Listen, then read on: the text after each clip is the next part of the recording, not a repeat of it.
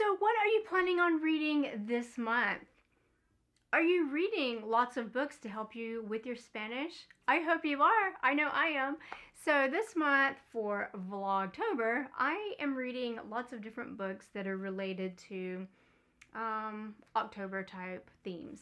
So the first thing I'm reading, the first book is La Llorona de Masala. Let's see if you can see that without a glare. This is actually, it's not the actual legend of La Llorona. It's a book for language learners who are, I would say, an intermediate level. And it's a story about a girl, and it does include the legend in the story, but this is not the story itself. It's just a story, and it has the legend included in this book. And I like this because, again, it is for language learners, and it's good. It's easy to read, but it does have some vocabulary in it that will help me, help challenge me just a little bit. So that's good.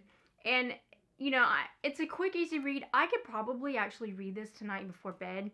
And it has a glossary in the back, which makes it good because if I do need to look up a word, or if there's a word I'm unfamiliar with, then I can just look that up in the back of the book. So this is a good reader.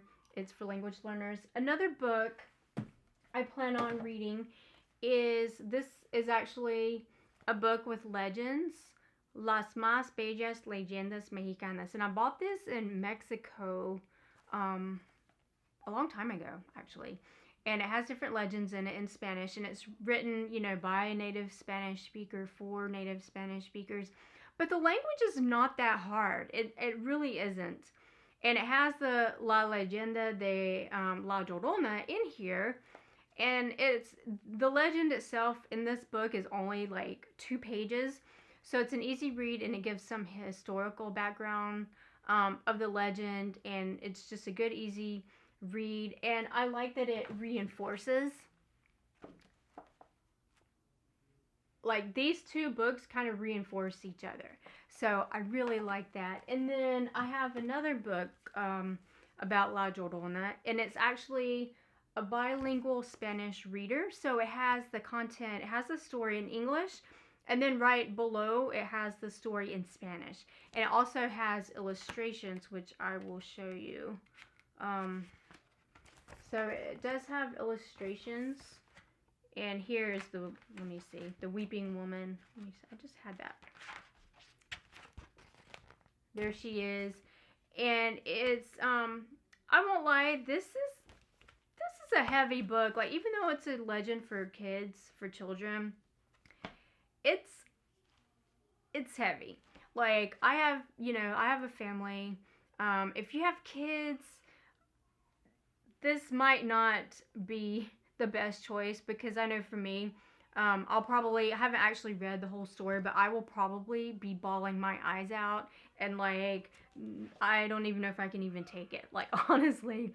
But I do plan on reading it anyway, and just seems fitting for the month of Halloween. And I don't know, it's just a legend, and I just hope I can get through it. But I do like, again, these 3 books, like, they all reinforce each other, like the vocabulary, the language, the story, because they're all written by different people, and it has like different points of view, and it's for different levels.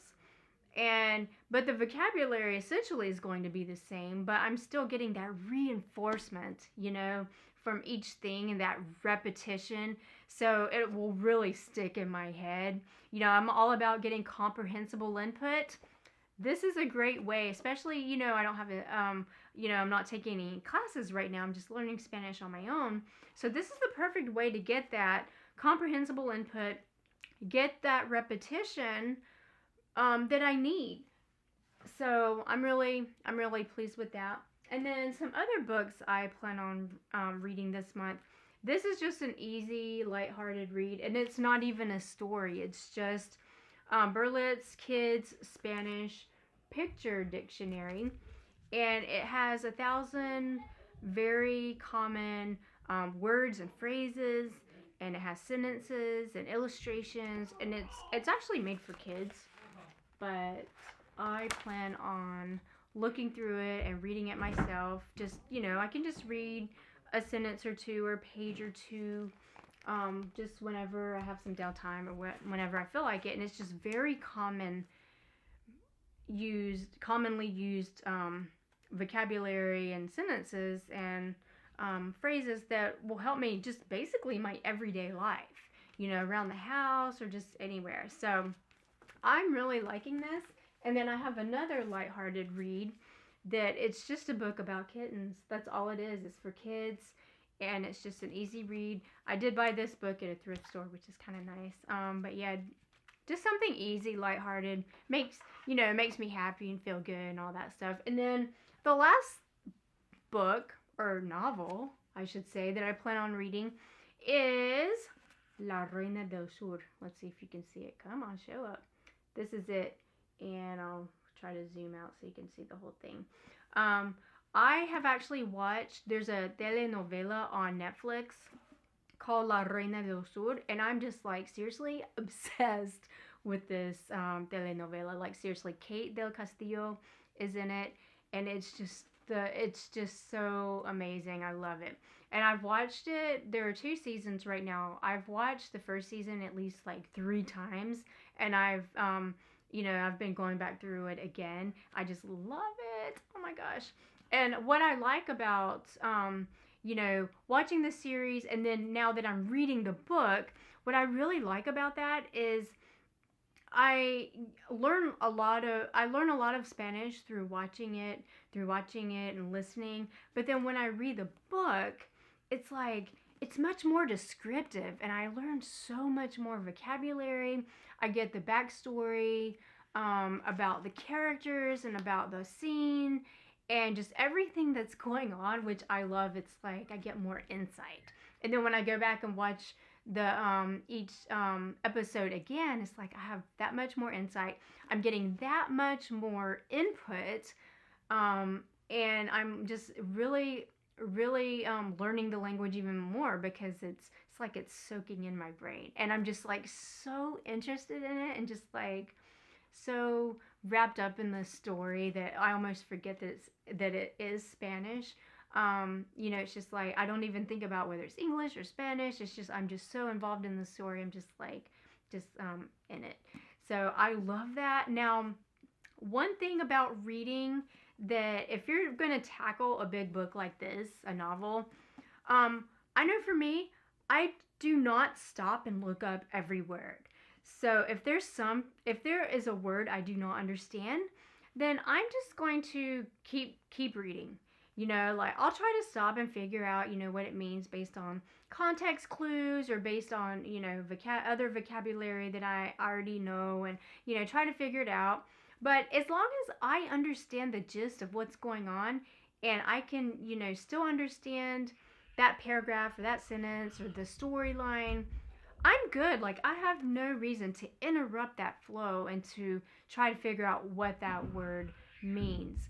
But that's my objective. My objective is to read this book for pleasure and just to enjoy it. So I'm not trying to learn everything in this book. I'm not trying to learn every vocabulary word or anything like that. But let's say I'm reading this book. And let's say that this is a quick read. Again, I could read it, right before bed. Would not take long at all.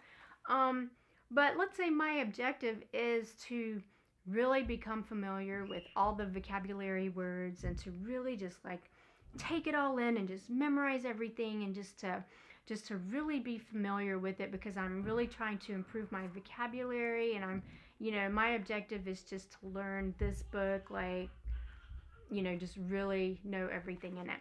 Okay, then I might stop and look up the words and make flashcards or do what I need to do to memorize everything, so I can really, retell the story in my own words, or to, describe, what's going on in the book, or just to really, have everything cemented in my brain and memorize it.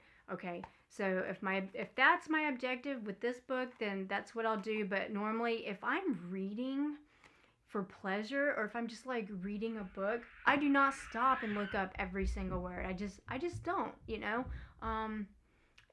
Unless it's absolutely necessary. If I'm stuck and I just cannot move past that sentence and figure out what's going on, okay, then I'll stop and look it up. Otherwise, nope, I just keep going. And it's working for me, so I'm going to keep doing that. So I don't know what you do when you read, but if you have any reading suggestions or tips, definitely leave a comment below. Let me know what you like to read. I'm always looking for new content, and I just love to read. It's such a great way, honestly, to learn Spanish. Like, if you read a lot, you just get so much. Your vocabulary increases.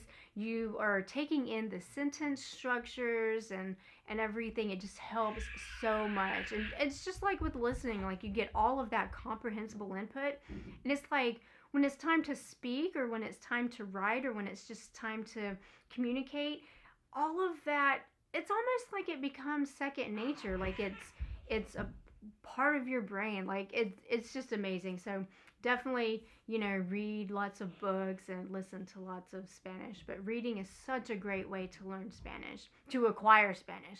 That's my goal right now, is to acquire Spanish. I'm not trying to, you know, go and memorize a million, you know, vocabulary words. Like, I just want to just acquire it, to take it all in, and just have it become second nature when I speak. So yeah, that's it for this video. Thank you for watching. I can't wait to hear all of your tips, all of your reading recommendations. Hit that like button if you got value out of this content.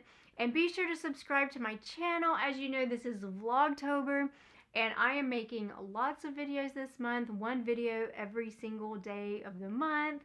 And I'm going to be putting out some really exciting things. I plan on making some stories in Spanish and some other fun video ideas. So definitely stay tuned for that. And again, thank you for watching this video, and I will see you in the next video. Bye!